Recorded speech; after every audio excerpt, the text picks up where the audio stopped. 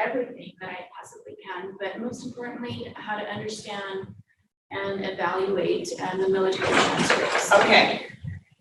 Michelle, we do have folks trying to log in, but we need Ron to sign in. So Oh, I got it. you got it? Okay, so we do have folks trying to log in. All right. See if this is faculty. Wonderful. And what we can do is have our online folks also post in the chat. And we have somebody monitoring our chat for us, so you can chime in. Definitely burning questions, things that you want to learn. Now, before we move on, do I have any military affiliated veterans, active, family members, spouses in the room? Thank you for your service. Thank you for being here. You saw the hands go up, so now you know you have resources when you're thinking about our military learners as well, right? Ambassadors. I do think we have at least one member. Jessica, are you on the Veterans Resource Committee?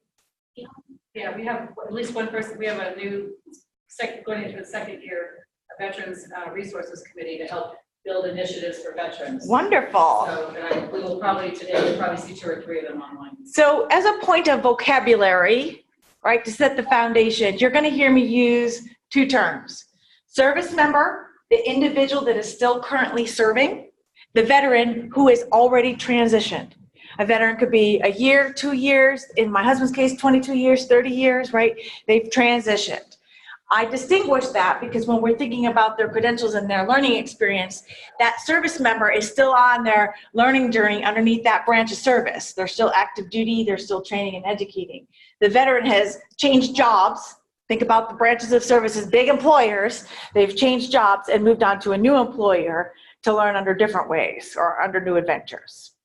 So to kind of get us started, thank you for leaning into this courageous conversation with me because it really helps me frame where your mind is, what's concerning to you. It doesn't mean you won't have additional things to add to our whiteboard list, but it helps us kind of start the conversation. Roxanne already told you that the American Council on Education is not as old as your university here. You were born in what, 1893 is? We were born in 1918. And we were first started as the Emergency Council on Higher Education to support World War I veterans return to the workforce. And our programs and services have really evolved since then. And you get a quick snapshot of our member institutions. So we are a membership organization in Washington, D.C. with a huge voice in that policy and advocacy to support and represent higher education. So let's talk first about prior learning assessment. And what I was always trying to do, and I try not to sneak peek too much to your websites, to define what are your definitions of prior learning assessment? What does that mean to you? Is where you get to play, guys. Ha ha, I lock the doors, hold you hostage, don't let you out. What does prior learning assessment mean to you? As deans, as faculty members, what resonates with you when you hear prior learning assessment? Something other universities do, but we don't. Okay, fair enough. Fair enough. It's a thing. It's something. We know they're doing it, but we don't do it. What else? Is it kind of nebulous a little bit, maybe? Education that students are bringing with them prior to enrolling in our institution. Okay, education they're bringing. So when you say education, maybe from other, like the University of Denzel, Washington somewhere, you know, that sort of thing. Okay, from another institution. Maybe a professional experience. Okay. You know, what have they done or to qualify for classes that they're supposed to do? Right? Right? Anything else resonate when you hear the concept of the term prior learning assessment? What else comes to mind? It could be nothing. I get it. It's Monday morning. And oh, by the way, Friday is the 13th and Saturday is a full moon. I'm just saying, it's going to be one of those weeks. Let's just throw it out there now. It's going to be one of those weeks. So when you think about prior learning assessment and what you will hear there are a lot of states that are also driving policy for higher education institutions to consider and to validate the experiences of learning that may come in a variety of different shapes and sizes. I brought to you a little handout from the Education Commission of States that is doing this inventory and tracking of reports. But prior learning assessment can include civilian experiences, for example, departmental exams. It can be tests. It can be from military experiences, from on-the-job experiences. It could be an experience that your own dean sets up in terms of an interview and a board, right? Where somebody is demonstrating their knowledge. They have years and years and years of, we'll pick out George because you got management, right? Planning, leading, controlling, organizing experience. And they've met the prerequisites, but we're not quite sure we want to give them credit for that introduction to management type course. So maybe they do a departmental exam or they do a presentation to a panel of faculty to demonstrate their knowledge set and maybe provide a portfolio. There are a variety of ways in which learning can occur outside a very traditional formal classroom experience. So when we think about prior learning assessment, I'm just trying to plant those seeds in the back of your head so you can start nurturing that, noodle on that just a little bit this week of adventure. And what that may mean is, I understand you have primarily an adult-focused population here on campus, and as you look at studies going on across the country, the demographic and population of learners is pivoting. They're older adults that are coming back into academic experiences for their learning journeys. So when you think about it, we're going to talk a little bit about standardized examinations. You've heard of a CLEP or a DSST. So those are exams that have been developed, that have been assessed and determined by a third-party evaluator, that's the American Council on Education, using rich faculty subject matter expertise, psychometricians, to deep dive into what are the basic knowledge nuggets that need to be learned, for example, within business or composition and literature. So there are 34 exams for CLEP. There are 37 exams for DSST. Put the links in there, so don't worry about writing it all down. If you promise to use this PowerPoint for your internal use only, you can get a copy after class today. I don't want to see it on anybody's website, but that way you can kind of think about this. And the faculty, the evaluation process is not only do the testing agencies have a rich, rigorous test assessment methodology, right? They bring in the American Council on Education to deep dive to look at their test measures and metrics and compare that to current college curricula today. Now, we already know this is a complex issue because your management class may not look exactly 100% alike as to what management is at Lipscomb University or to the University of Colorado. There's no one national standard of management at the 100 level, management at the 400 level, what they have to look like, right? Academic freedom, academic integrity. So we have to kind of be thought leaders in terms of reading in and looking at that experience and validating, is this similar or very close to what we are delivering, and would this then support that individual learner? So you've got departmental exams. You can create your own portfolio process. You can leverage and work with CLEP or DSSTs to accept those exams. If you need some case and motivation, our learners from ACE learners from last year were so compelling. Brendan is a former Army military policeman who used his military transcript to help him get a leg up. Not everything transfers. He's going to tell you exactly. Not everything was expected to transfer. He was a cop. He didn't pursue a criminal justice or a law degree, but there were experiences on his transcript that served as prerequisites to help him get to his bachelor's completion. And Sophia used CLEP and DSST and some portfolio work from teaching herself from 30 years on the job in marketing experiences. She found herself that she was training other people that were onboarding to the company she worked, and then they were becoming her supervisor, and she couldn't advance because she didn't have the degree. But she had all of that knowledge, and she was basically training everybody. So she got off her groove thing, that's what we call it, got off your groove thing, and went back to college and used a combination of CLEP, DSST, and portfolio experience to complete her bachelor's degree. So we're not talking about giving away credit when we talk about prior learning assessment. What we're talking about is validating that individual's learners' knowledge, skills, abilities, competencies, and proficiencies on the same level and on the same academic integrity as your campus and your academic programs. Pausing, questions. Any questions coming in from the Zoomers? Copy that. So let's talk about how military courses are evaluated. And there's going to be some similarities that occur with our corporate clients. You've kind of heard of Jiffy Lube, Walt Disney, right? McDonald's, heard of them? They all have university formal training environments where they're training for management tracks and leadership tracks or food sanitation and safety, that sort of thing. So the deep dive that the faculty go through in evaluating our courses is the same kind of rigor and integrity.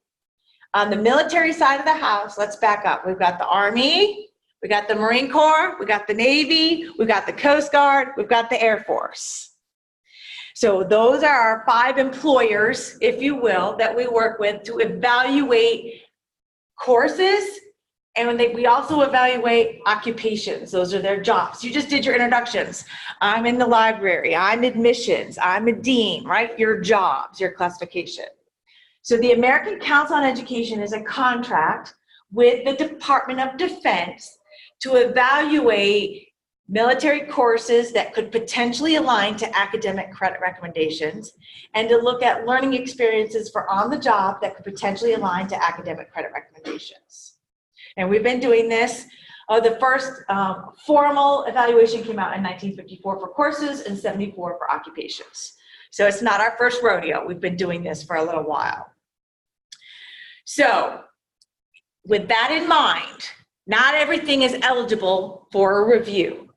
Each branch of service has a liaison to the contract. I'll throw some French out, see if you're awake this morning. Just checking on you. They are the ones that are going to determine what courses and what occupations need to be evaluated. For courses, they must have at least 45 academic hours. So sometimes we honor and respect military as educating and training to meet their mission. They're an employer. They're a big old employer. I get it. But there has to be at least 45 academic hours. Most military courses, on average, are about 300 to 1,000 academic hours, and they call that one course. So their way that they deliver that is a little differently. There have to be individualized assessments in the courses. Can't just go, if everybody understands, raise your right hand. Oh, if you raise your left hand, you're out, right? There has to be individualized formal assessments within those courses. And for anything that is delivered through distance learning or with an online component, we have what's called firm identification of the learner. We need to know that that learner is that learner, who that learner says when they're being assessed. In other words, 90% of the time, what the military is still requiring is some sort of formalized proctoring, right? We know there's all sorts of stuff going on with online learning in terms of proctor. You know, you can have video proctors, you could do keystroke software, you can have timeout assessments, those sorts of things. But the military is still pretty traditional in that if there's some sort of online function, then in order for their formal assessments to be completed, they have to be in a proctored environment, if it's a test. Papers, presentations, other forms of assessment come along under that too, where you have to make sure that you know that learner is exactly that learner that is turning in their paper. With that being said, where are my veterans in the room? Which branch of service did you serve in? No, I'm not a veteran. You're a spouse. Okay, and you're connected to somebody who served in the Army. All right. And what did that person do in the Army? Was what? He was good work. He was a cook? Excellent. So he had that job. And was he enlisted then, I'm assuming? All right. So the priority in the contract is enlisted priority first, then to what we call limited duty or officers, who are people who served in the enlisted ranks, and then officers. Now, not too far from here in Albuquerque, there's an Air Force base. Community College of the Air Force is a regionally accredited community college. So airmen that may come to your campus with a Community College of the Air Force transcript that is regionally accredited, just as if they came from Santa Fe Community College. So there's a little pivot twist with that military credentials piece. So what's the takeaway? There's criteria of eligibility. What's the process? Well, it's a huge schedule. We map out ahead of time. We're looking at their course planning documents. The military does not have syllabi. They do not have syllabi. They have course planning documents, and each branch of the service has something slightly different. So at the ACE offices, we deep dive into those course planning documents and use U.S. Department of Education zip codes to determine what are the content areas. Is it business? Is it logistics? Is it food service? Is it police? Is it criminal justice? Is it mortuary affairs? What is it that is being taught in the course? So we get to kind of see the basic nuggets of the course, but not all of the details. So by understanding the content of the course, what we do is we try to drive an understanding that connects to post-secondary curriculum. So George found these really fun course descriptions from your website. Do they look familiar? Anybody know them? Human Resource Management, 2220, Organizational Leadership, and Project Management. Post-secondary curriculum is driving the trends in terms of evaluating military courses. There has to be a connection.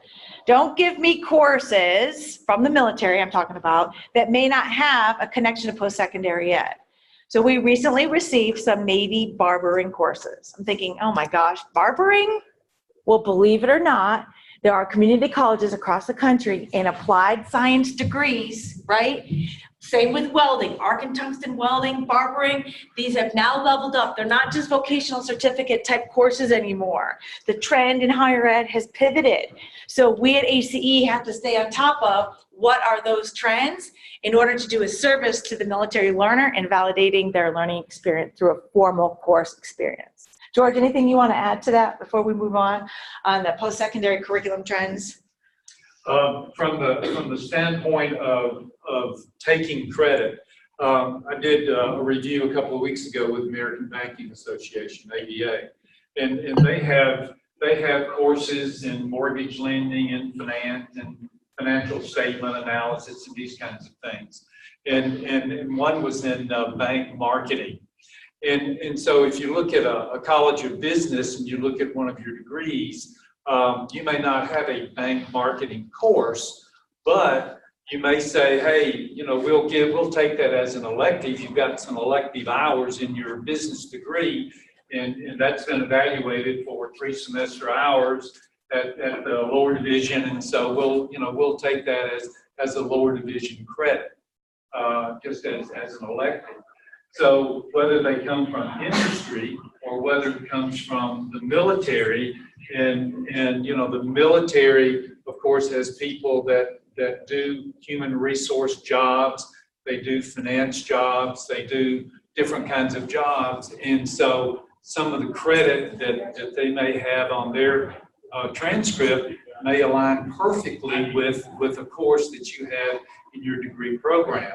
And if it doesn't, then you may have some elective credit that they could use that for. I just picked these 3 because these were kind of required courses in a lot of business degrees. And the military is very involved in organizational leadership and project management, especially when these guys go on deployment and they have to manage the whole deployment in terms of, you know, the money and the people and you know, all of the equipment and so forth. So they're very involved in that particular job.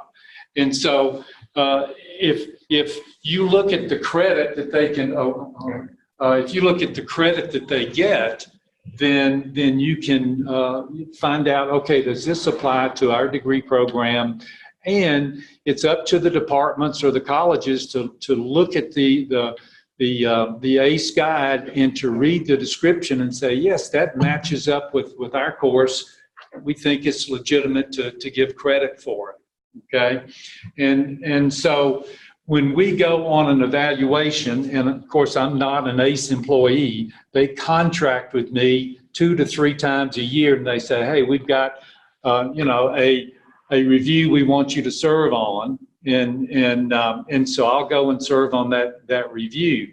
And I want to give you an example. This is a course that we had at Fort Jackson down in South Carolina. It was a financial management technician course, okay? And it was a 166-hour course, all right? And some of the topics were dispersing officer functions, safeguard of public funds, secure phones and computers, suicide awareness, sexual harassment and assault, equal opportunity program. And so we looked at this, and if you look at the title and say, well, hey, this is a finance course. But as you start reviewing all of the topics in the areas, you say, wait a minute, this is not a finance course like we would find in the College of Business, even though it has that title. There's not enough topics for us to give credit in the finance area, even though it says it's finance. So just because it says that it's finance doesn't mean that we say, oh yeah, that's finance credit. It's really not, okay? So the faculty that we had on this particular review came from Barry University, Walden University, Eastern Michigan University, SUNY Empire State, New River Community College, and of course I was from Lipscomb University.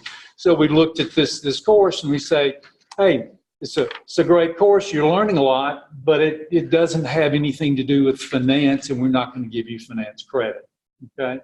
So just because, you know, they put a course out there and saying, hey, this is something that we're going to call, you know, our financial technician guy, yeah, he's doing a very valuable service for the Army, but it's not something that's going to equate what that we would have in higher education, therefore no credit. The other thing that we look at are assessments, and we've got a rule. Yes, you do. No assessment, no credit. You know, we've got to have an assessment, and we look at the type of assessment that it is. If it's a 5-question true-false test, it's not going to cut it. Okay. So, you know, these faculty members that serve on our teams are not going to say, oh, gee, they just throw something up and we're going to give it credit. We're not. We're going to look at it and say, hey, would this pass muster for my school or your school? And if it doesn't, we're not going to give credit. We did look at the Financial Management Captain's Career Course, which was 844 hours down at Fort Jackson. And this was a higher level course, and we looked at those topics, and yes, we did give it 3 semester hours in financial management because those guys were involved in the topics that you find in a financial management course in a College of Business, okay? So when we look at these courses, we're very much attuned, and you know, we have at least 3 faculty members that look at each course, and we have to agree unanimously. And if we don't, we fight it out until we can come to agreement. Okay. I think he's kidding.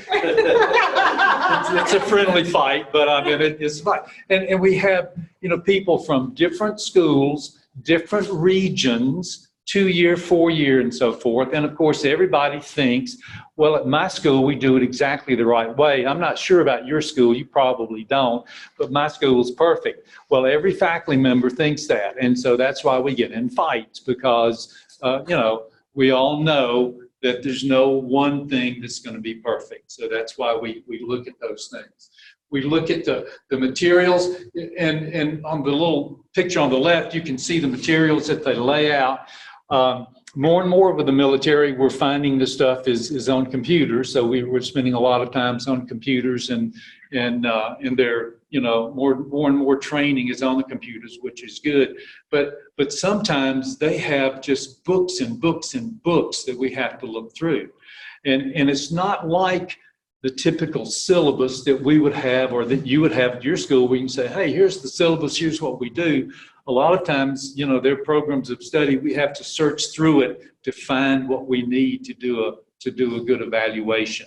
And then, of course, many times, you know, they have to bring us the test, and they're going to sit there while we review the test, and then they're going to take them away because they don't want the test to get out, which we can understand. Okay. And of course, they have a lot of projects and laboratories and so forth. And we know that the military is very good at doing a lot of mentoring and training and that kind of thing. So when we look at these courses, each faculty member is going to look at them, and we have to come to consensus, and we have to know that it's going to be something that fits in most college curriculum. Otherwise, it's, you know, it's not anything that we're going to want to give credit for.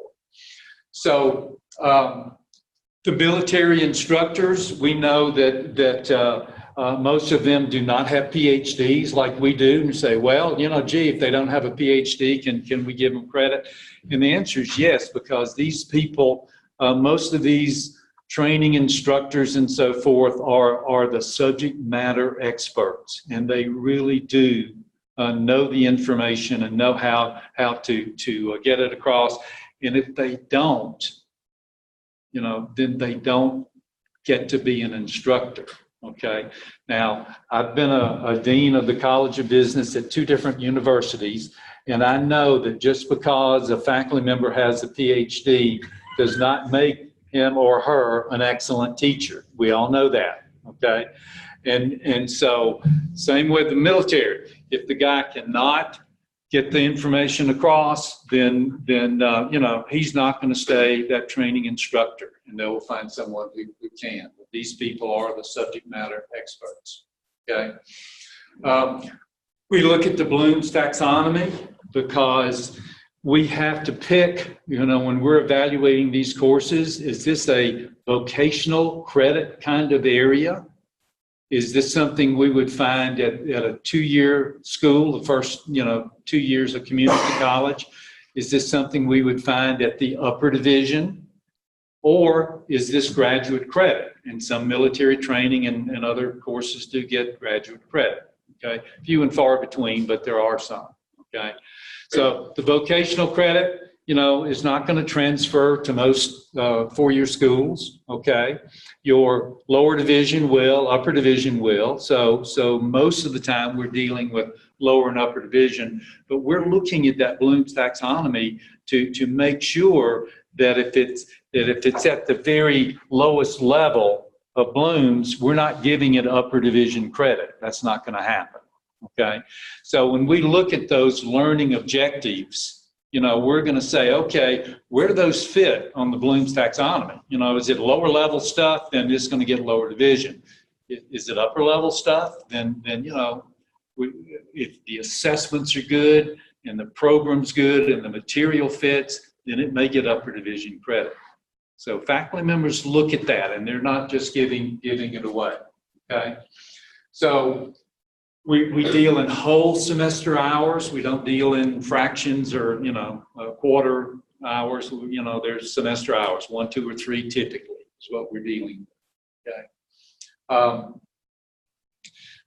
I mentioned this, how we collaborate, and minimum of 3 faculty members look at each course, and we talk about it. And if we have people from a 2-year school or a 4-year school or different programs, then we do have to agree and come up with a recommendation that we feel good about that would go to any university. And we write these up, and ACE has actually refined the process where we try to give more and more information, and we're trying to give information like the learning objectives and the topics and so forth, where if the registrar looks at that or a dean looks at that and say, okay, yeah, I understand how that fits with our program. Look at those learning objectives. That matches with what we're doing and so forth. So whether it's a course at the American Banking Association or with the military, or Walt Disney World or McDonald's University, wherever that credit comes from, the faculty members have looked at that and have evaluated that and have given serious thought and time to that. Okay. Any thoughts or questions?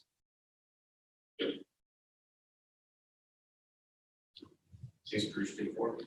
It is straightforward, and I would encourage, you, if you'd like to go out on some of these trips, go online and become a faculty reviewer. It's not $5,000 that they pay you. What? But the thing is, You think the government thinks it is? you'll get to meet a lot of interesting faculty members from across the country, and you'll learn a lot. And a lot of faculty members, when they're looking at some of these courses, say, well, I teach that, and I found a resource. It might be a book or some video or some resource, and they say, hey, I'm going to use that in my course, where they found it on a military base, or whether or not they found it on some other kind of credit program or something. George, go ahead, Roxanne. I have a question. Okay, Zoomers, we're coming to you. Let me have Roxanne first, and then we'll come right to you. So I'm assuming this is the same process you use for Microsoft or anybody else that you. Exactly. The depth, rigor, and scope of this evaluation process is the same. The only unique distinctions are military faculty, because we go so many places. Actually, you saw a little picture with Scribble Scroll. We leave all of our technology outside the door, and we literally have to produce a product with a number 2 pencil and a blank team consensus sheet. Most of our corporate clients, we can do everything, through computer and electronics. But the rigor and integrity of that process. The other thing is, George says at least 3 faculty members have to come to consensus in that academic discipline. He gave you an example where a course had 4 or 5 different academic disciplines under one military title. If there are 4 unique disciplines in a military course, how many faculty does it take to come to consensus? It's math, guys. We got 12. Yes, Michelle can drive 12 faculty to consensus on a final write-up. That's usually where I get the whoop, whoop, you go, girl. Yeah, because you have to collaborate. And then the individual faculty, so business faculty with the engineering faculty, with the computer systems faculty, with the electronics faculty, still have to agree on the final product that they are signing their names to as a collaboration, as an interdisciplinary team on this one course. And you've done that multiple times. True. Okay, Zoomer, your turn. You have a question. Welcome. Thanks for joining us. I have a question and I have to run to another meeting soon, so I will join you again when you're in Santa Fe or wherever. But here's my question. So we get, I get what you're doing and it's okay, I suppose, but we are a university with unique characteristics, unique set of students, unique cultural environment. So how will transfer credits fit into this uniqueness? And I'm concerned that our degree will no longer be a real Highland degree. It will be a degree that is made of credits from all sorts of generic places. This is one of the many concerns I have, but this is just one. I'm concerned about the unique niche that our university has provided for so many years, and for the loss of this niche when we transfer credits from various locations. Well, I think this is an opportunity. First of all, the American Council on Education will never tell you how to accept and transfer those credits to your institution. That is driven by your institutional policy, your practice, your protocols, and what you deem as appropriate based on your mission and vision. What we are trying to do is educate and inform you on the rigorous processes that we use, so that if you want to build some customized approaches for student success for the unique learners that you have as part of your unique programs, and you have individuals that are bringing validated experiences that can set them up for degree completion and maybe even advancement to the next levels, that is for your consideration and acceptance. I'm not saying just say, oh, here's a transcript, sweep everything in. In fact, I'm saying the reverse. Do the audit, do the analysis, make sure you understand the learner's goals, right? There may be a case, we'll pick on my husband again because we can, and he's not here. He has an airframe and mechanics background, but he didn't want to pursue an airframe and mechanics degree. But he understood that not everything was going to transfer, but some of the opportunities to use electives on foundational management and leadership courses set him up into a PMP, project management pathway, which ultimately led him to a bachelor's completion and then finally into his MBA. So it's about balancing those fruits in the fruit bowl on where the best fit is for your academics and for student success. So I heard a couple of you in here, you're a student success coach. We want to streamline the process. How do we support diversity, whether they are US citizens or coming from other countries, and validating? It's the same kind of concept, and setting that learner up for success, not for failure, and supporting their journey. Anybody else want to respond to that, George? The registrar in the catalog, don't you have the maximum number of credits that a person can earn on CLEP or transfer in or whatever? So it's not like you're just going to take everything. Exactly. And get, you have a set number already in your catalog and Well, say, the amount they must earn here and the amount that must be at the upper division level right. in order for us. So you've already, by your policies, have established those balance protocols, right? So the diversity of pathways that the individual can bring prior learning assessment is also up to you. I have seen institutions that will take CLEP and DSST. They will take ACE credit recommendations from our corporate and military side, but they will not do anything with a portfolio or a departmental exam because it's just too heavy a lift. So they're relying on those third parties. Or I've seen universities with policies that will accept credits, but they have to go through a committee process, not just the individual dean or faculty member. So how you set it up and streamline the efficiency for your learners is really up to your community here at Highlands University. So that's probably a bit of homework on your radar moving forward. And then there are also some divisions. Engineering may do some things differently than business. In fact, George, don't run away, because we've had this question a lot. Well, my school is accredited through the Business Association, so we can't take credit recommendations from anything but our professors and our faculty. So how do those accreditation standards, impact transfer and award? Well, and of course, your business school is accredited by ACBSP, and I actually, back in 2000 and 2004, served as a 4-year commissioner with that organization. And Lipscomb University, I got them accredited with ACBSP back in 1992. I know yours came in 97. So in fact, I even remember reading one of the reports when I was your 4-year commissioner. I read one of the reports. I brought a ringer. So ACBSP, of course, wants quality education in business, but the thing that they're not going to do is that they're not going to be prescriptive and tell you what you can and cannot do.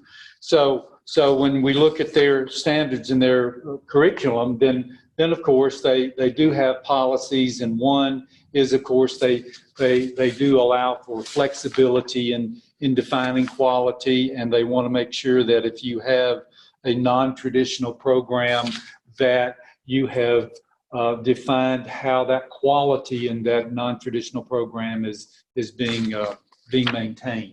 So they're not prescriptive in saying, well, you can never take CLEP credit in your business program. They don't tell you that. They just say, okay, you tell us how you're maintaining your quality, and it's up to you. So I know engineering's the same way, and when we do a lot of these courses, and we have engineering faculty and business faculty, and of course we do have to take the accreditation into account. Yeah. So for the evaluation of courses, let's keep in mind, there's no magic formula. It's a deep dive. It's a faculty-driven process. Michelle does not sit at home with her coffee and dark chocolate, roll the dice, and come up with credit recommendations based on military course titles, because we already know military course titles can be deceiving. The other challenge is the military courses can be what we would consider 1 year of college, right? With 52 weeks, because we honor and respect that the military is educating and training to meet mission. They're a big employer. Their service members' jobs are on the line for this. And that faculty has to be 100% consensus. What was that question I heard? What happens if faculty can't come to consensus?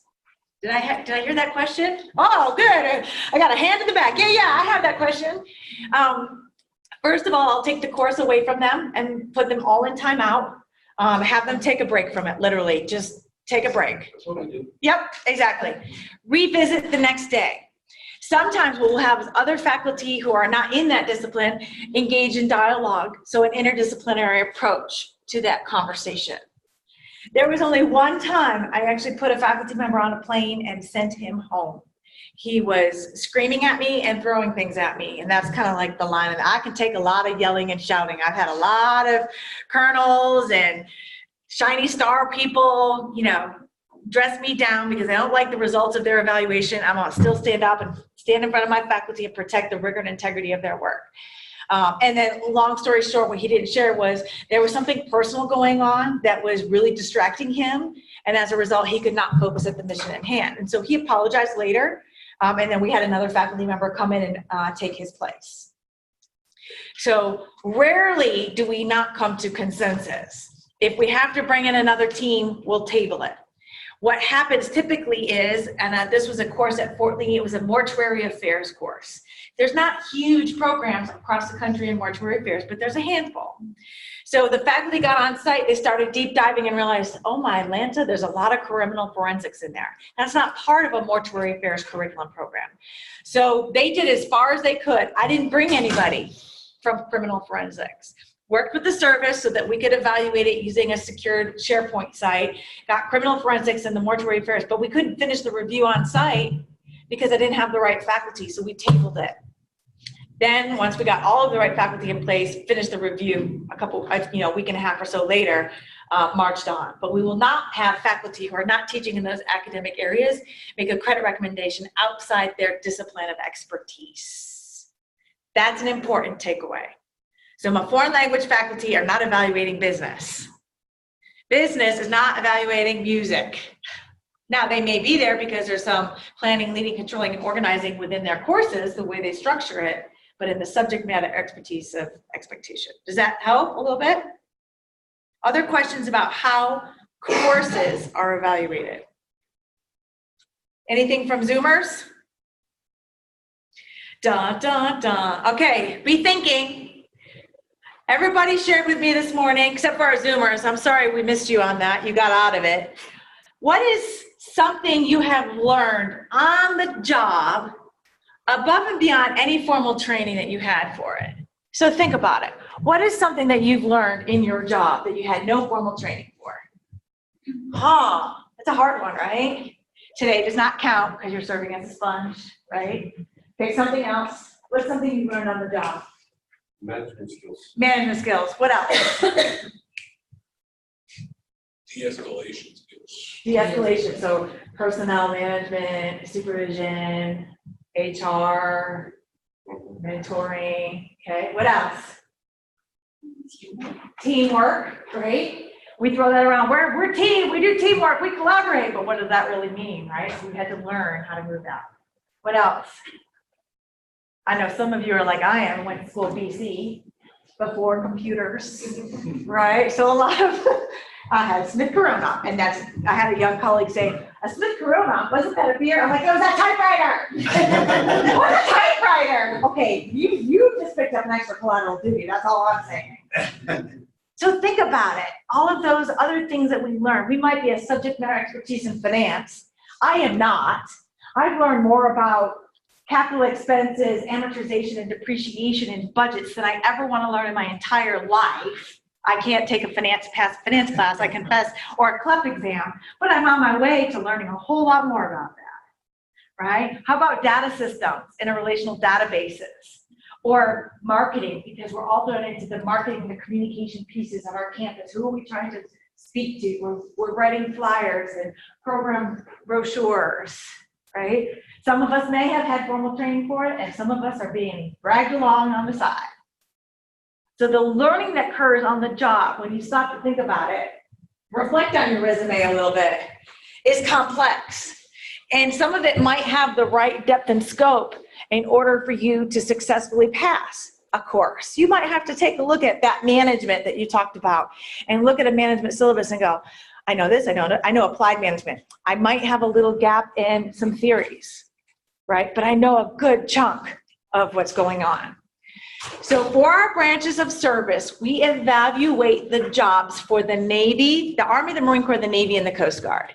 We kick the Air Force out completely because their job codes match to Community College of the Air Force. That's part of that accreditation process. What about for officers? We do not touch officers. So it is for enlisted only, for limited duty officers, or for warrant officers. And this is a Department of Defense contract, and the bottom line up front, BLUF, right? Bottom line up front, your acronym of the day is there's only so much money to go around, right? So the enlisted typically do not have, with exception of Coast Guard, the Enlisted personnel typically do not come with degrees. That's not the case. The paradigm model is shifting. Officers are typically required to have degrees. So we are trying to set that enlisted force, which is the bigger part of the population of our active duty services, for their educational attainment goals and objectives. So for the Army and the Marine Corps, and you have to think about who are your military connected learners with your university and where are they across the state. I have a snapshot of the state coming later. But for your campus community, are they active? Are they separated? Which branch of service do they represent? What are their backgrounds? What programs are they pursuing? And then the other thing is you're evolving your curriculum and you're thinking about how do we want to attract very talented, motivated learners? Is the military population a community that you want to convey that you have the right program, services, and infrastructures to support to build up your enrollment, your FTEs? So when you think about the jobs, we all have a job description, right? Does everybody have a job description? You've seen your job description? Okay, if it's perfect, please raise your hand. What, yours is perfect? Can I get a copy? It's one bullet, it's monosyllabic. Get her done. Get her done.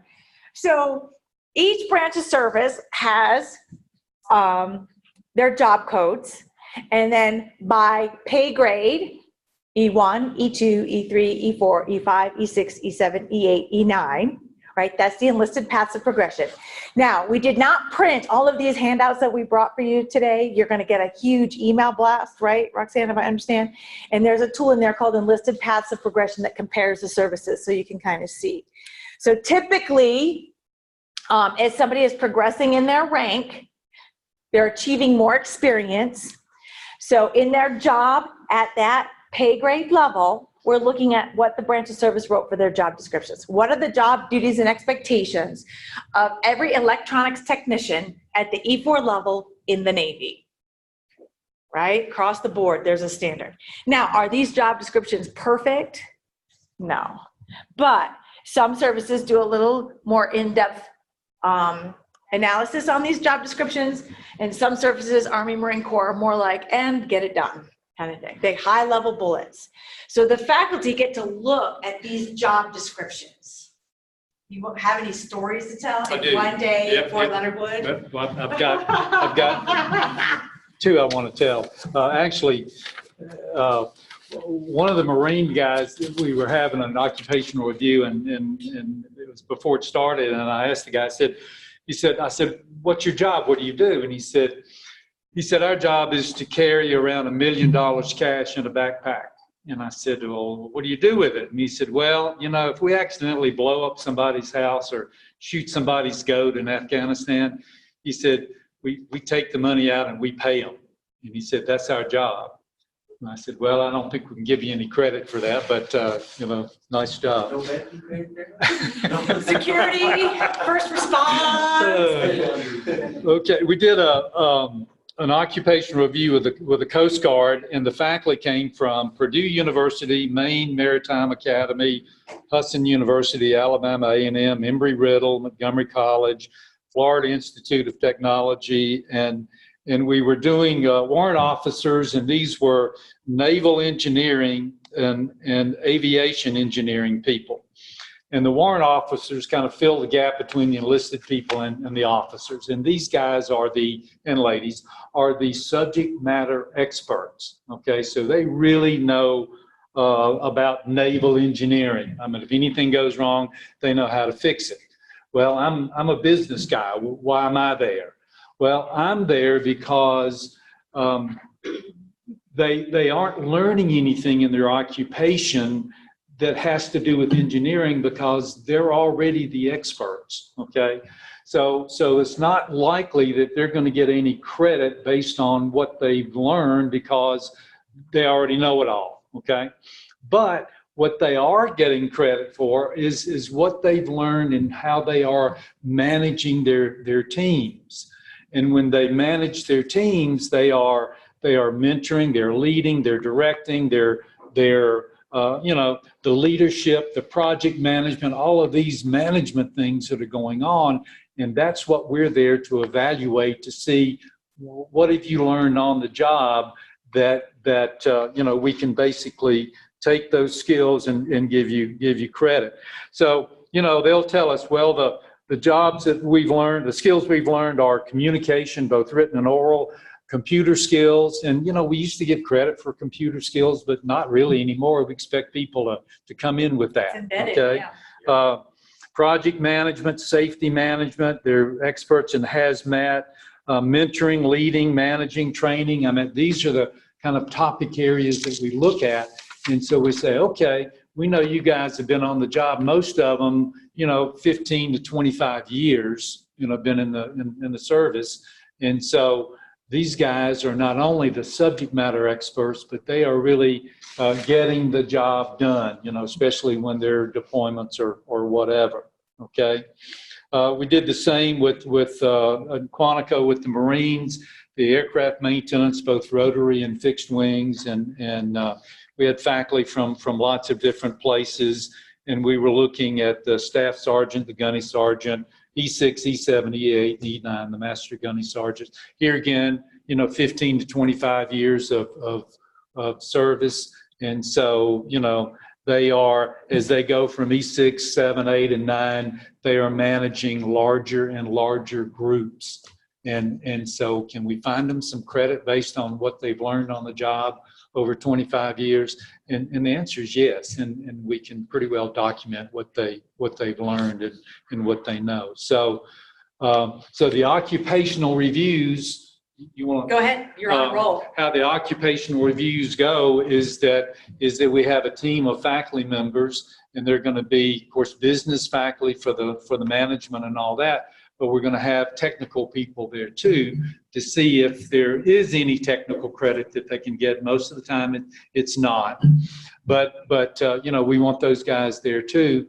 And so we will have a panel of people that come in from the military, and we have to have at least 2 E6s, and we're going to talk to them, and 2 E7s and 2 E8s and 2 E9s, and we're going to see what they are learning in a progression from as they go through the service.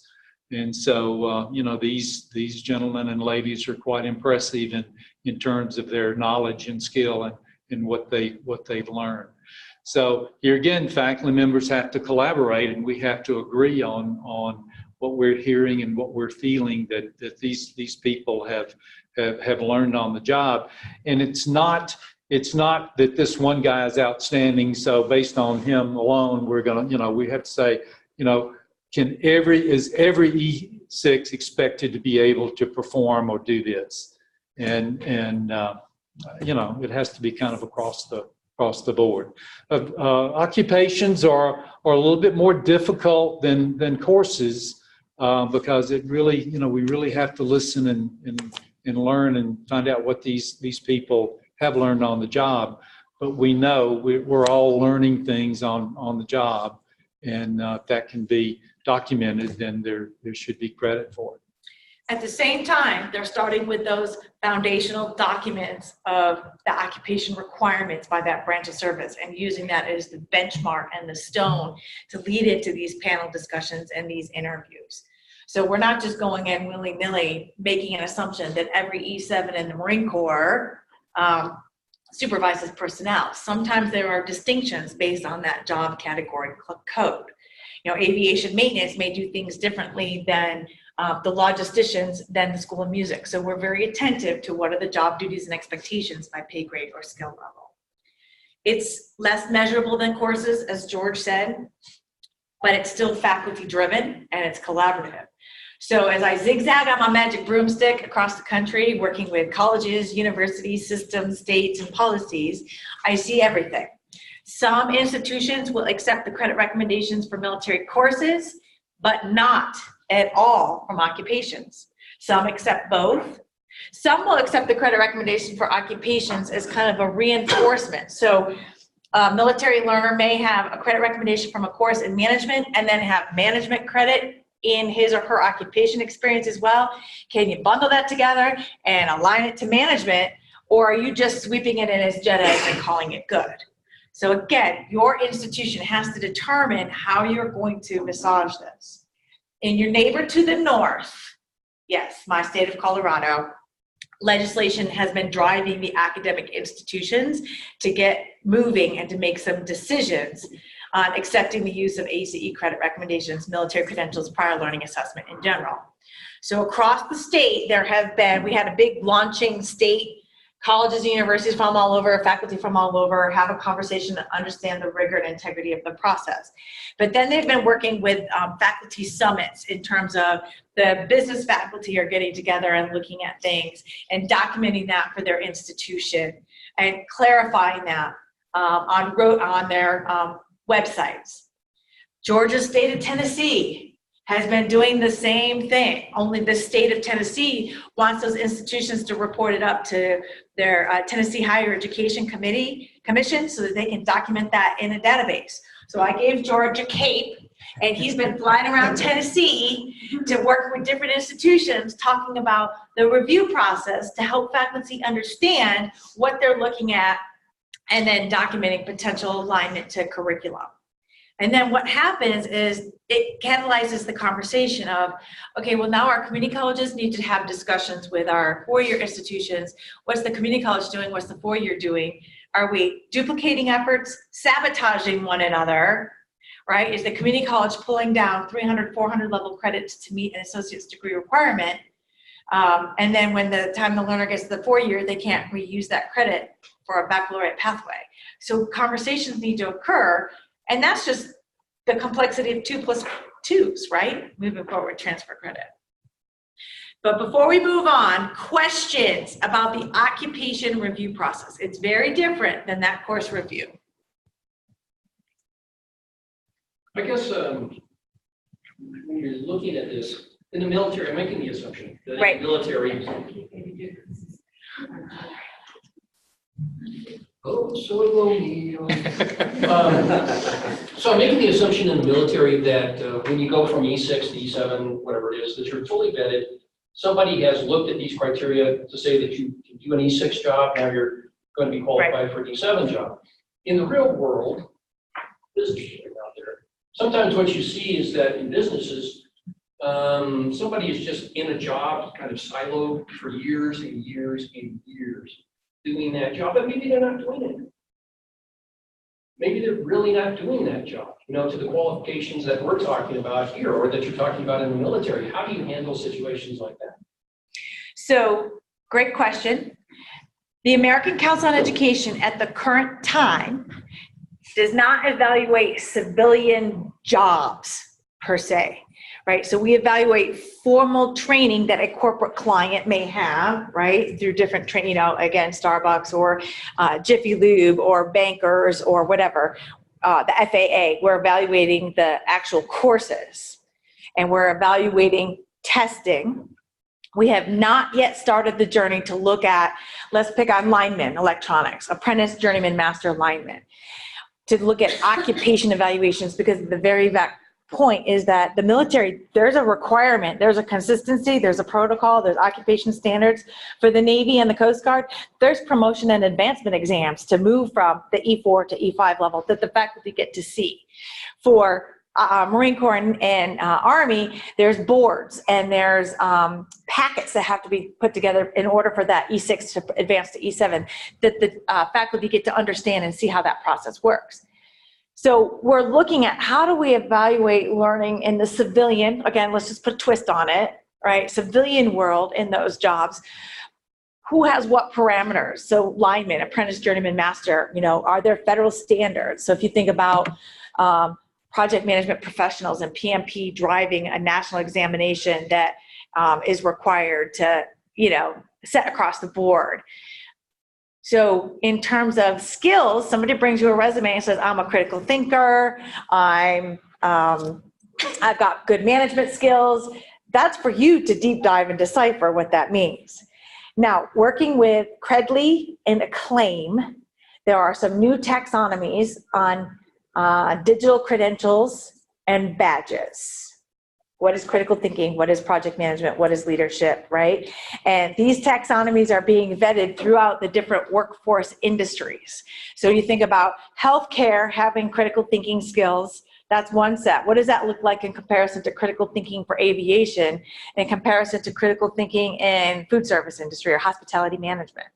So Acclaim is taking the lead on working on documenting these on these national taxonomies and frameworks, and we're in partnership with Illumina Grant to determine how we might play a supporting role in that, in validating that for next steps. But it would go through the courses that are being completed first, not just, I have a job, I did this job for 5 years. Because we get the depth of that background expertise on the job duties and expectations on the military side, we feel very comfortable that we can align credit recommendations with the faculty health. But it's a great point. So if you're doing this at your campus, and I'm thinking about who are some of the employers around, I mean, even internal to your own area, I've been in a management role. Well, how do you document that? As part of a management credit, what are you looking for? What are your knowledge, skills, abilities, competencies, and proficiencies? Is it clear? What are the measures? What are the rubrics and tools that you use? Other thoughts on that? It's a great question. There's no magic answer. I tried. There's no magic answer. Questions about the course process, occupation process. Okay, everybody stand up. Take a stand up. Take a stand up. We're coming into the final stretch. Everybody stand up. Everybody stand up. Did I say stand up? Oh yeah, everybody stand up, stretch it out. So one of my credentials is that I'm a spinning instructor, indoor cycling at Peterson Air Force Base and at the Academy. The class gave a cheer when I told them they would have a sub this morning because I couldn't be there to teach their 0515. Yeah, she's not there. So you're paying their price, right? We stand up here. You're welcome. So tell me, what's one thing you've learned already so far this morning? And by one thing, I need 5. I need 5 things before we can sit down. Something you've learned already this morning. Hey, Roxanne, and this is not new to you. No, this one is actually. What is it? It is, yes. The ACE used to do the officer training, like the leadership academies and what have you. That I learned this morning that that's no longer being done. Right, because most of them are regionally accredited. Why would ACE touch anything that's regionally accredited? We use the faculty from regionally accredited institutions, just because the learner is. I'm talking about things like airmen and staff and. A lot of them have moved to Oh, you're right. accreditation. Yeah. Something else, there's one. I was impressed with the amount of faculty participation in the process. Great. I was not aware of that. It was so faculty driven. Faculty driven, there's 2. I was impressed by the compelling argument that you gave. You gave on the military, on how we can look at that crossover from, taking out military. Hopefully you'll be able to do the same thing for straight line and some other. So again, back to the integrity, we're looking at very formal straighter line or Sailor Academy courses that have to adhere to similar criteria on an individual assessment. There has to be faculty consensus. We look at instructional materials, student materials with deep dive. So it's not, hey, straighter line, throwing some courses and some money at us saying evaluate our courses, and here's the title of our courses. It's a deep look into exactly what you're doing. What's different about corporate clients, to add to this, is that we're also looking at what are your where's my registrar? What are your administrative records? How are you managing the records? How do we know that you're not mixing up student A with student B with student C's records? So we're deep diving into that on the corporate side. The military is already so structured on that personnel infrastructure, we don't have to include that as part of our process. But the actual substance of formulating 3 semester hours in XYZ subject area, that deep dive is the same. All right, there's 3. I need 2 more. Somebody else. You don't need to sit. 3 faculty to make a decision on a course. That was interesting. I Yeah. didn't know that. And that's really, we say that by course, but I'm really thinking of it as by subject area, right? Because the course can have 4 different, 5 different, 3 different subject areas. So it's even more faculty than that, but at least 3. We don't want a myopic view. We don't want the Tennessee Lipscomb University myopic view. We want to get the Pacific Northwest involved in this, right? Because there's so many challenges for higher ed across the country. 1 more. About standardized examinations I didn't realize that there were that many. Yeah, there are. There's great lists online you can take. Go ahead, and I've always challenged faculty, deans, go ahead, try to take a test. See how well you do. When was the last time you took a CLEP business test, right? Or a speech business? You should give it a go and see how well you score. Pass one of those tests, we get one of those magic cakes. Yeah, exactly. You get a superhero cake. Superhero cake. Wonderful. See, learning has occurred already this morning. Great. You may sit down now. We're going to come into the final home stretch. That being said, as something percolates and you have a question, don't hesitate to throw up a flag, a hand. But what I want to share with you, first of all, is how many of you are also teaching? Again, George did the first shameless plug. I'm going to do the second shameless plug. We need faculty to serve on evaluations team, right? You are the experts that are going to go in the field and make these key decisions for us. So you must actively be teaching. So when George said he retired, he didn't really retire because he's still teaching. When he decides he is done teaching, even part-time, and he's just going to continue to RV and go zip lining and horseback riding. Oh wait, you're doing that next week. But when he's done teaching, he can no longer serve on a team. We need the faculty to be connected to current curriculum, current trends, and not just from their institution, but kind of have a broader look at what's going on. So think about Intel, Homeland Security, the International Association for Intelligence Education is a professional organization driving Intel curriculum. We happen to have the president, Larry Valero, serving as a faculty evaluator when we do a lot of our Intel courses and curriculum, and he's driving new faculty to be part of that process to expand their horizons as well.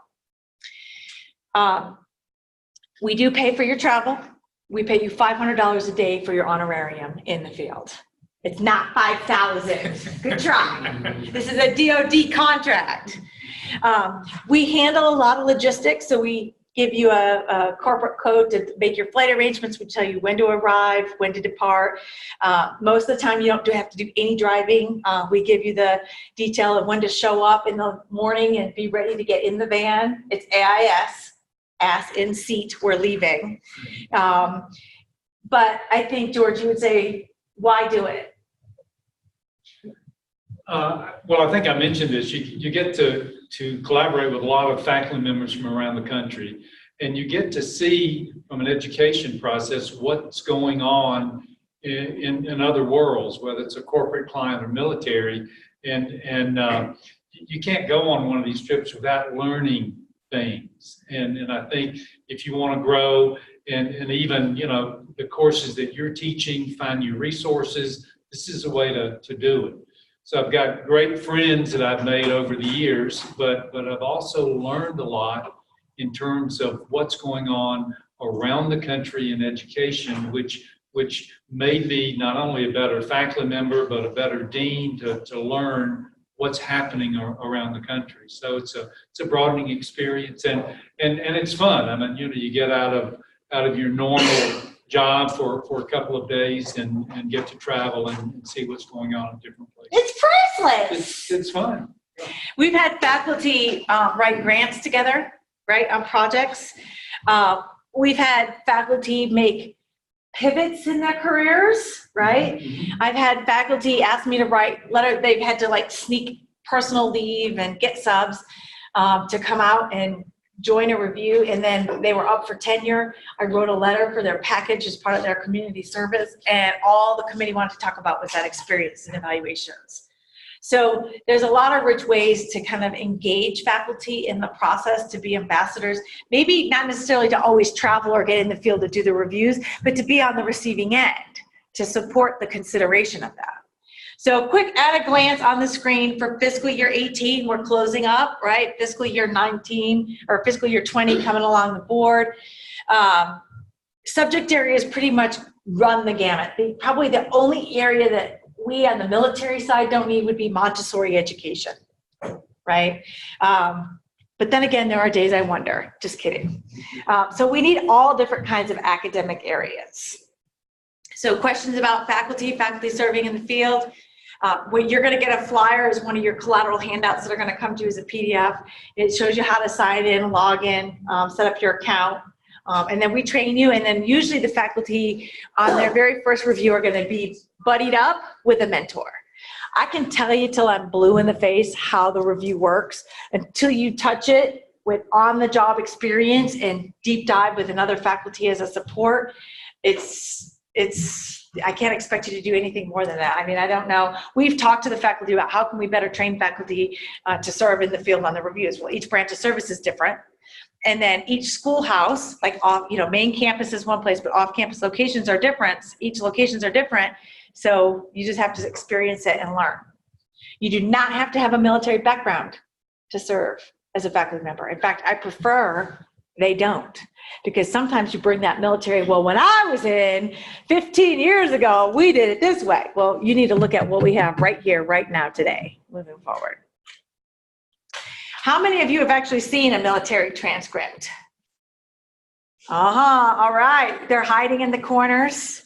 That's another workshop for another day, how to deep dive. In fact, I've been working with my colleague Dawn Light on a 4-part mini-series, and it's quick 15, 17-minute recordings. Quick overview of ACE. Part 1 is how to read the JST from a course review and then map it with the military guide, which is an online tool. The third one is occupation, and then the fourth one is some transfer trends and awards. So as soon as that goes live on the website, like we literally finished the recordings last week, I will make sure you get a link so you can share that, right? Because we don't have time to deep dive.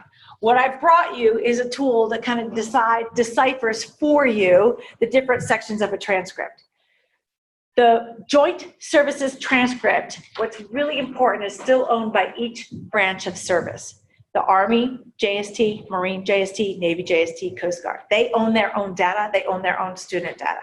It's highly complex with the systems behind the scenes. So they have a personnel system to kind of manage that individual service member. They have their, what are we using here? Banner, PeopleSoft, okay, Banner. They have their own version of Banner called ATARS. Then we have the military guide. All of these data systems have to align in order for the credit recommendations for courses evaluated or even not evaluated to present on the Joint Services transcript.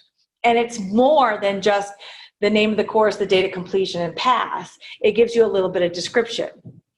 So the number one question is, are these official? And my answer is yes, because of the complexity of the systems we use behind the scenes to make sure that there's the right learner with the right records and the right data presenting on the transcript.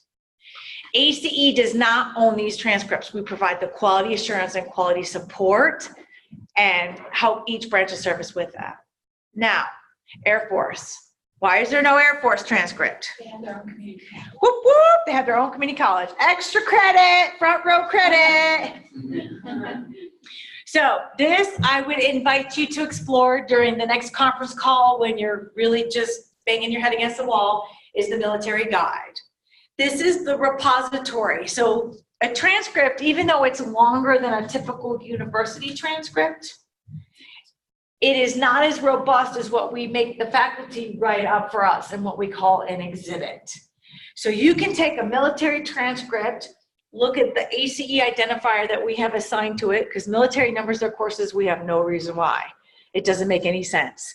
So we do all of that heavy lifting and tracking the trajectory for currency purposes, what course is evaluated for which version, for which alignment of credit recommendation. But the military guide is going to give you bigger, broader exhibits. And we have evolved over the years. Again, you're going to get some handout copies on this through your email that you can take a look at. We didn't want to kill too many trees. But in 2006, we took each subject area credit recommendation and we aligned related competencies to business. So 3 semester hours, upper division of business, planning, leading, controlling, organizing. There may be a few other things. Now the faculty have to write learning outcomes to every subject area credit recommendation. So the military guide becomes your hands-on tool to better understand the depth of those credit recommendations. Because just like we don't want to rely on a military course title, you don't want to rely just on the subject area because it may not fit your description of your subject area, your catalog. So let's break it down. And if you have a computer and technology up, I would invite you to play along from the military guide. This is your description for human resource management, BUSA 2220. Here's an example from an Army course, an introduction to human resource management. Topics include critical thinking, fundamentals of human resource management, human resource information systems, information literacy skills, personnel motivation, staffing strategies, and team building. As you read this, and again, this is related competencies before we started writing learning outcomes, would there be a fit, a potential fit to the human resource management course in your catalog? Relevant to the role of human resource department in today's firm. Topics include human resource management, compensation and benefits, labor relations, EEO, affirmative action, employment and placement, training and development, and other topics. I would say yes. There is never probably going to be a 100% match. I mean, even your institution to another institution may not be a 100% match. Would we be setting that learner, whomever this Army soldier is that completed this course, up for success for this 200 level course? If they go to the next level, are they ready? Again, it's never going to be 100%. Back to your question about how do you really know? Well, you know the rigor and integrity of the process. They wrote these out for a very specific reason. Some institutions get really caught up because maybe their course is heavy on compensation and benefits. Well, even in the introduction to human resource, within their systems, promotion, advancement, pay bands, pay grades, how do you achieve, it's different than what you might see in corporate culture, but it doesn't mean they don't have the aptitude for compensation and benefits using their own HR system, the Army's HR system. I'm waiting, go ahead, your turn. Bring it on. On Army courses like this, is this a pass-fail? You either Yes. pass it or fail it? Yep. Okay, 'cause, I mean, when we're looking at this, sometimes you need a C or better. Okay, so a question. What is the pass rate threshold in order to evaluate courses? That's a great question. That's what I'm. So in our full exhibit, we're going to give you the individual pass rate. A minimum is 70%. If the military comes to us and says, well, we only require 60% individual pass, we don't even evaluate it. It's not part of the criteria. If there's even any potential consideration for graduate level learning, in addition to, independent thinking, research, all of that good stuff, it has to be at least 80%. What's really interesting is for the Marine Corps, this is the only service that has done this. Regardless of the course, each individual machine, it could be a food service course, it could be a project management course, it could be a logistics course. Everybody must pass with at least 80%. If you don't, you fail. So we write that threshold in that full exhibit. You don't see it on the transcript because the services only record pass fail in their administrative system, in their banner equivalent. So great question. Woohoo! Here's another example, org leadership. I know the screen is kind of small. I was expecting screen. So in this is an example of a Navy, from a Navy occupation, a Navy job. In the upper division, 3 semester hours in organizational leadership. The student will be able to demonstrate and employ concepts of influence and power as a leader, exercise team development skills and resolve group conflicts, recommend, execute, and produce policies and procedures to achieve organizational goals, apprise senior leadership on organizational culture, ethical perspectives and diversity issues, advise organizational leaders on continuous improvement processes, change initiatives and expectation management, and formulate strategic policies and directives to achieve corporate level goals. Again, if you have your, looking up in the military guide, you can search this ACE identifier right here to get the full exhibit and the full description of this organizational leadership. The question is, does that come close to matching your catalog's description of organizational leadership? Would there be a connection to be made? Can we draw some lines in the sand? Maybe. I don't know. Who teaches org leadership? We'd have to probably take it to them, right? And then once they say yay or nay, or maybe you do it at dean's meeting. I know some Academic institutions have set out like once a quarter where they're like really looking at complex JSTs or credits from other corporate clients, and they're looking at those together as a team, making decisions, reporting back to registrar, get that documented in the tables of Banner. That way, when they see this come through again, you don't have to repeat it. Once you get started, it's hard, right? But this is a marathon. This is not a 5K. So you got to start out a little slower. You're going to keep up. You're going to maintain that momentum. Final example in project management. Again, they're not going to read the same. One of the nuances the faculty have to do, and George didn't talk about this too much, but they actually are translators. They have to convert military speak to civilian speak. Do you have any examples up your sleeve?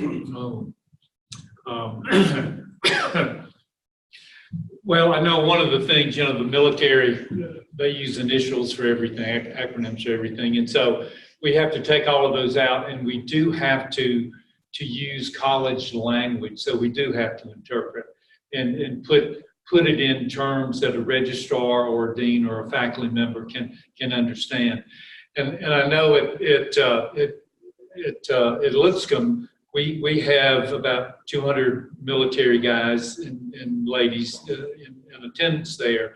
And when a course like this comes up, the guy that's in charge of the veterans office, if there's a question, he'll take the ACE guide description and the transcript over to either the dean or the whoever teaches the course or the department chair and say, read this and give me your take on this. Is this something that could, be counted as transfer credit? So what they're doing is that, like you say, you kind of got to do these one at a time until you get enough to where you say, oh, I've already evaluated that course. Yeah, we give credit for that. So it's not always the easiest thing when you are evaluating these transcripts, and you do have to get the departmental or the deans and registrar involved. But the other thing that happens is that I know the department chair may get that military guy and say, okay, what you don't have in this course is, the sexual assault and training. Did you ever get that? And the guy say, yeah, because they're always giving some kind of training in different areas. So if there's a piece of the course that may not be here, they'll ask, do you have this in your background somewhere? And they'll tell them, well, yes, I have it, or no, I don't. But a lot of times they will have it. They will know through some other course or some other training, because they're gonna, like in human resources, you say, well, there's no EEOC law. Do they get this law? And they say, yeah, they've got to work with it, because a lot of these people are not only working with military people, but they're working with civilian contractors. And so they have to follow all those laws and rules and regulations, and they're very aware of them. It wasn't covered in a course, but yeah, they've worked with it. So that's an example of bridging that gap, that may have concerns. How do you bridge those gaps? Maybe there's little mini micro courses that you're seeing a trend, you're doing analysis on your military learners, you see some great HR stuff coming through, but you really feel like the law piece is maybe not as strong as you teach for your community. So rather than make them take the whole course, maybe they get a 1 semester or bridge course to take to incorporate with that, right? When you think about streamlining the process for students coming in, so we see a lot of that happening in different projects. We see a lot of grants coming out from different Strata Education, Lumina, to help institutions kickstart their prior learning assessment initiatives. And then we'll see war rooms break out, there'll be campus meetings, and then you'll look at transcripts you have in the inventory. Somebody takes the lead. You've got to have ownership, and you got to have somebody that is documenting your processes and policies, because if that person wins the lottery and moves off, then all that institutional knowledge is gone. My colleague said, stop saying if you drop off the top of Pikes Peak. Since I just did the ascent a couple weeks ago, up Bar Trail to the top of Pikes Peak, 13.32 miles up, 8,000 vertical feet of gain. Woohoo! I was too tired to hurl myself off the top of the mountain by the time I got there. So there are valuable nuggets. We think about understanding the learning that's occurring and the richness of that learning and the faculty being able to document. Another example is military will say, well, as a non-commissioned officer, and it goes through a whole spiel, basically mid-level manager, right? So kind of correlating, what do we mean by non-commissioned officer? Yeah. I have a question. It's a little off topic, but I'm curious, because the way I understand it, and I think it should be great, should some of these, in theory, if we would adopt some of these practices and have some of these classes count, so we have, let's just use this as an example. The project management from the military would count as project management here at Highlands University. That would be an automatic transfer way down the line in our registrar's office. So when we have transfer students coming in the summer, we have a smooth transition. I think that's a great idea and a great goal for us. How many schools within the region, other New Mexico peer institutions currently have this type of process in place, or do they have this process in place? Part of the reason I came to New Mexico, not only because I've known Roxanne for a very long time and she called and begged me, is because I have not been to New Mexico. I have been all over the country, but New Mexico has not been as active, I would say, looking at military credentials or learner credentials. So the theory that you described, Michelle Spires as an ACE employee cannot speak to. However, it would be encouraged, right, that if you've made a decision, it's documented.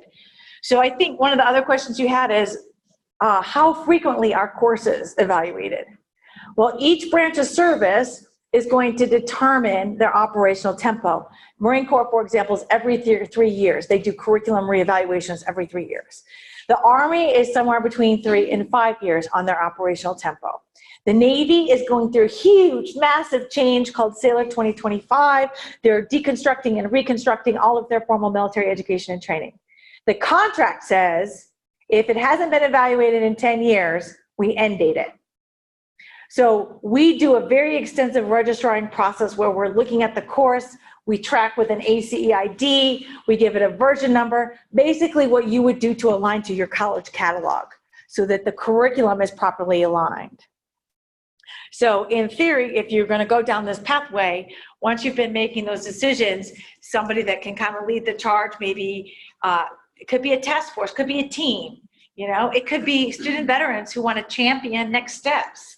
I've seen all of that happen. So for joint serve, go ahead. No, I think you have. Did you have a question? Did I miss it? Well, I just wanted to kind of speak a little bit to what the Office of the Registrar is going to be working on. Oh, brilliant. In terms of streamlining, we're going to be implementing a transfer evaluation system. And this is something that's going to be built from scratch. And so what we're trying to do is I'm using Purdue's example because they have it. You can go onto their website and just click and it shows you, I put in Art 101 for Highlands and what it's equal to Purdue and things like that. And that's what we're going to be working on. However, it sounds like to me the military transcripts may not perfectly align in that type of streamlining in that transfer evaluation system. We always make it complex. So anyway, I just wanted to let everybody know that is something that we will be coming soon. So for the streamlining process, we'll probably have to involve a lot of constituents.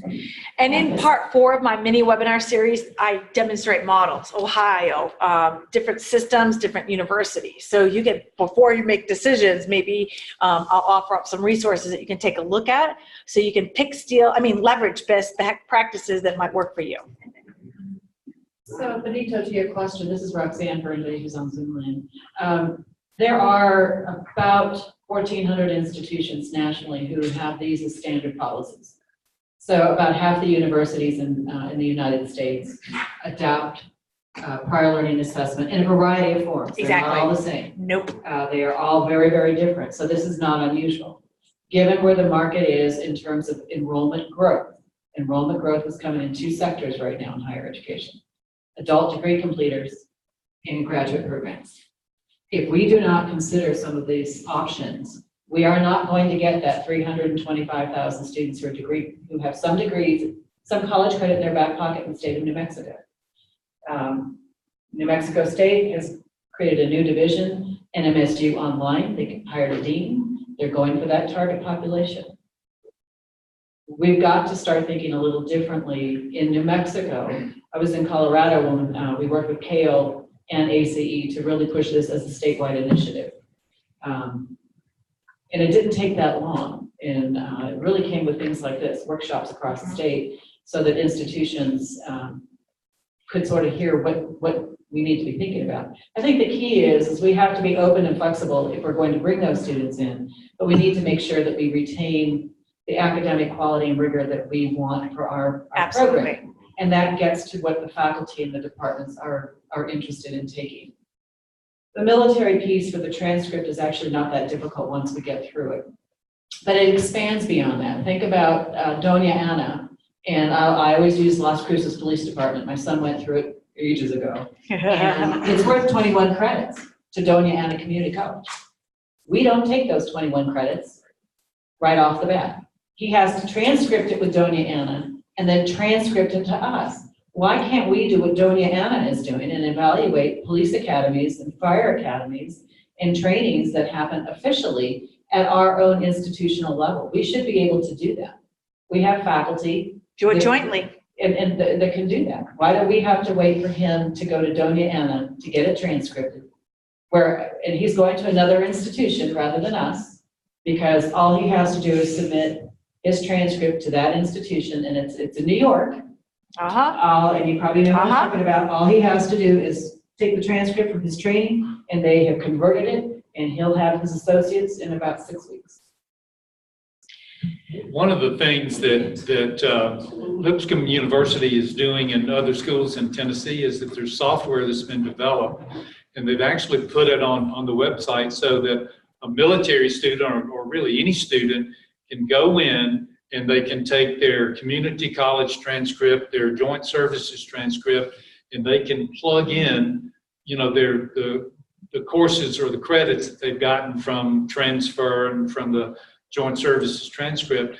And then they can pick up, I think, up to 3 majors and say, okay, I want to major in business, I want to major in engineering, and I want to major in education. And it'll tell them what will give them the most transfer credit, based on all the courses. Now, not all the courses are going to be good in any, all those areas, but they may say, hey, well, based on, what courses I've taken in my service, I can get more in the College of Business than I can in the College of Education. So I think that's where I want to go. Or vice versa. I've always wanted to get out and be in education and be a teacher or whatever. Oh my goodness, I'll still get 6 or 9 hours. That's great. That gives me 6 or 9 hours as a jump start. More isn't always better. It's just honor and respecting that there's a process to consider. The learning that's been validated through very formal processes is sometimes all it takes. And then they're very committed to your institution. So there are tons of models across the country of things, states and systems and things that are going on. So we'll make sure to connect so I can get them, some of those to you. When you look at a snapshot of official joint services transcripts for fiscal year 18 with 19 wrapping up, close to 423,000 official transcripts have been sent for service members and veterans. When you look at the top 15 states receiving official transcripts, guys, you're the monkey in the middle. There's opportunity here, right? If that's a population you want to serve, Colorado, Arizona, Texas surround you as the top receiving states for official transcripts. And in my mind, we have Kirtland, Holland, Clovis, the National Guard, Yeah, exactly. Air Reserve. Yep. We have people in this state that we should be serving.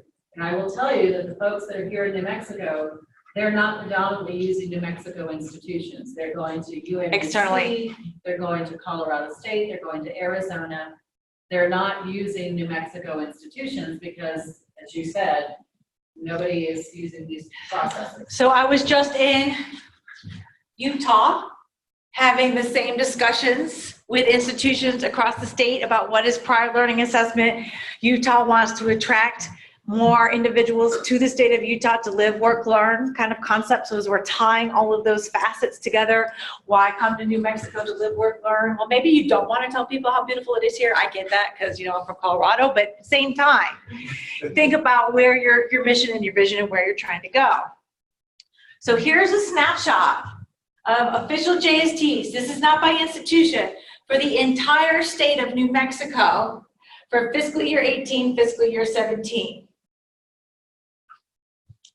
For the entire state of New Mexico, there were 983 official JSTs sent to academic institutions.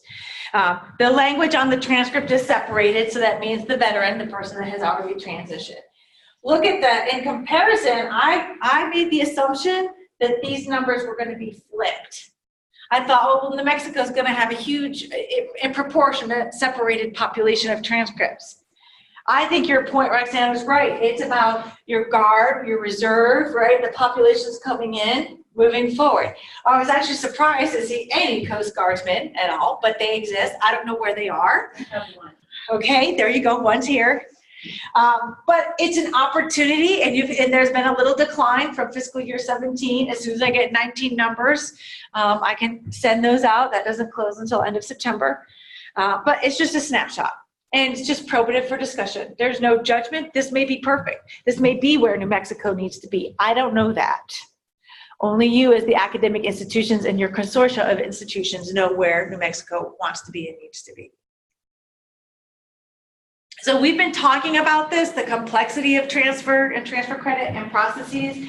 Before we do that, because I know we're closing in on our last 10 minutes of time, I want to go back and revisit our discussion, our percolating questions from this morning. We're not really going to get to talk about international business, right, and policy.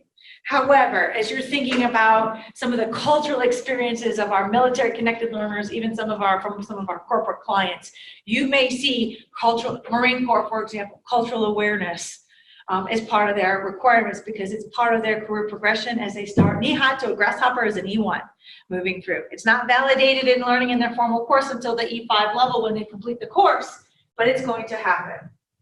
Sponging. Did some sponging occur today? I learned this morning. Yeah. Learn a little bit about transcripts, knowing that we have a bit more homework to better understand military transcripts, how to read them, how to dissect them, how to cross-analyze with the military guide. We can't cover all of this in a 2-hour session block. I don't have the magic pills from Colorado with me. Understanding the validity of learning that occurs on the job can be really dynamic and in-depth and robust. Do you feel more confident about that? For that? Yeah? Yes, no, I'll make you stand up again. I will make you jump. This is a tough one. This kind of goes into, we need a little bit more discussion. Moving from that applied science degree into a Bachelor of Arts degree. That is something that you as systems are looking at. What are the requirements? What are the criteria? It's not so far-fetched. So another model that you're going to want to take a look at is the Virginia Community College system. They call it credits to careers. All of the Virginia community colleges came together and said, we need to identify for our military learners, they have a huge population, they're on the grid, right? One of the top states. Consistency in how we transfer and award credit recommendations from ACE. So they've had task force convenings, panels, they used transcripts, they also had tactical sessions where they used SharePoint, and they had faculty from disciplines searching the military guide, keeping it current. They didn't go back further than say 10 years or 7 years, right? Looking at those current policies. Now they're engaging the 4-year institutions so that a service member, military connected learner creates a portal, loads their transcripts, their CLEPs, their DSSTs, things they've done. I want to complete a degree, my background's in aviation, I want to complete a degree in HR and human resources or one in project management. And it pops up all the schools where you're going to get what programs. Well, I really want to be at Lord Fairfax, which is a little bit more rural type of community college rather than Northern Virginia, which is frenetic and chaotic. They can do some searching. As they're tying in their partnerships, they're also connecting workforce, jobs, employment and bringing it full circle. A model to look at. So I'm sorry, we didn't quite have enough time, but definitely for you, Roxanne, on the radar of future discussions. So for the library folks and the team there, oh my gosh, the ACE website, the military guide, understanding, helping that service member understand his or her own credentials as part of this. I don't know what kind of questions or inquiries you might get, but What about, I don't even know if our library does holds, I don't even know if they do a hard copy anymore, but certainly they used to be resource guides for CLEP and DSSTs. I don't know if they still do them hard copy. If that's the case, we should at least have those available to our population at large, because some of our traditional students may want to take some CLEP and DSSTs. that's a great idea. There's definitely study tools, you know, and resources there. A lot of it anymore is all online, but there are still books out there for some of us that love to touch, feel, and smell paper. Currency, we talked about the reiteration of evaluations. That becomes more of a challenge with you on the registrar function, thinking about how you would use the ACID, how you're going to search the military guide to keep things current and update your reports. The Department of Defense owns these data. These are not ACE data to own. So that being said, if the government decides they're going to move our data system and it's okay for us to release like XAPI or flat files, we'll do it. But right now it's controlled because there are a lot of predatory practices that are occurring with service members that are adult learners, period. So they're kind of holding close those safeguards. This is like a constant discussion. Like we covered some of it today, but there's a lot more room for conversation. Same with resources, because those may go hand in glove with one another to help understand prior learning assessment for all of your learners here, not just your military learners. We have so many resources available. Again, I'm going to say a webinar series.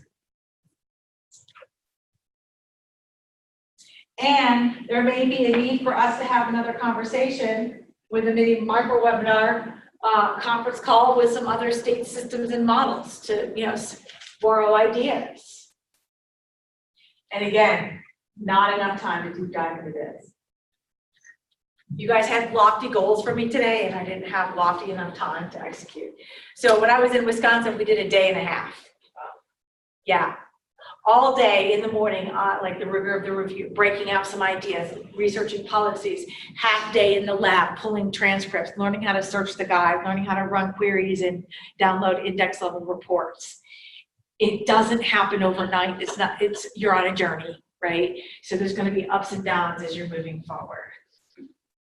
So as we're wrapping up and concluding and getting into final thoughts, other questions that come to mind? I brought you some questions. I'm just that nice. Aren't I special? So sweet. You know, I always ask, you know, for you to kind of think about your institutions and your institutional intel.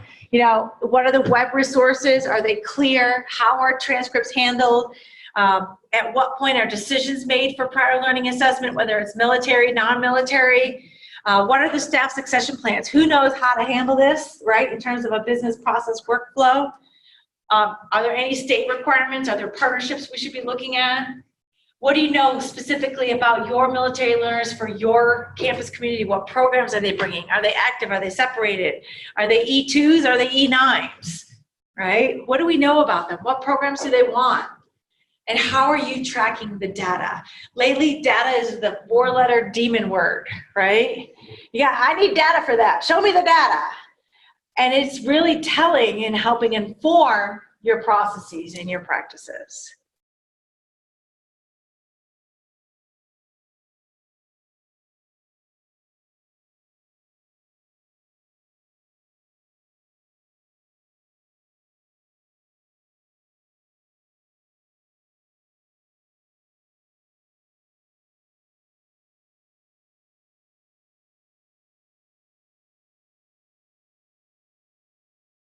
Enhance the transfer and award of prior learning assessment. What's an easy, quick win? CLEP and DSSTs are typically an easy, quick win because they're so measurable and faculty can easily get their arms around. You can have CLEP DSST where you go in and say, well, I think I know something about management. Let me go have CLEP tests set up, practice tests in a room, see how everybody does, you know? So I thank you for your patience, your interest in this. Roxanne, final concluding thoughts, comments, platitudes, remarks? I think this is, this came out of the faculty in academic affairs, not really understanding. And for me, this is sort of the first phase of a conversation. I have or will be requesting a faculty senate to have a dialogue and discussion about prior learning assessment. I think most of you know my background. I feel very passionately that we serve all of our students in New Mexico. This is a population we should be serving more of, but we need to do it in a manner that brings the student, we acknowledge where the student comes in. It's not a deficit model, and that they do come with knowledge and skill sets from a variety of resources. And let's get them in and get them through without having them double dip and having to do things that they already have experience and knowledge. It's the key. It's not the experience, it's the knowledge as a result of that experience. Whether it's through CLEP testing, alternative sources through education and training, through the military sponsored training, the police academies. There are more than, as we all know today, there's more than one way to learn and access knowledge. Yep. My vision that I don't want to see is, I'm a Star Trek fan, for those that don't know, is that new series of Star Trek. There's a scene of Spock at 7 or 8 in this dark room, sort of standing in half a circle with all these computer things, and he's just spitting out answers. We don't want that. But we also need to acknowledge that we can learn from other sources. So if a student doesn't want to take a course in Introduction to Management, but they get books from the library, they go and they do YouTube and they do Khan Academy, and they're able to pass the CLEP test. Why shouldn't we acknowledge and recognize that, knowing now with this session, and I appreciate you taking the time to come out with this session, that this is not just a give me, that these alternative systems are reviewed by faculty with credentials, and they are rigorous. And so I would ask us to start thinking about how we serve that alternative population. All right. Thank you so much for taking the time to be here. Next showing is in Santa Fe at 2 o'clock. It will be on Zoom, and then tomorrow morning they're going to be in Rio Rancho. We invited Santa Fe Community College and Northern New Mexico College to also join us by Zoom. Maybe some folks from Santa Fe will actually show up at the AGC Center. So thank you so much for your time. All right. Class dismissed.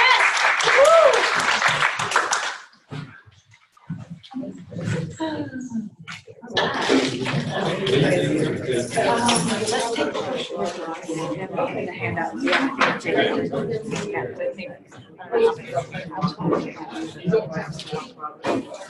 Yes.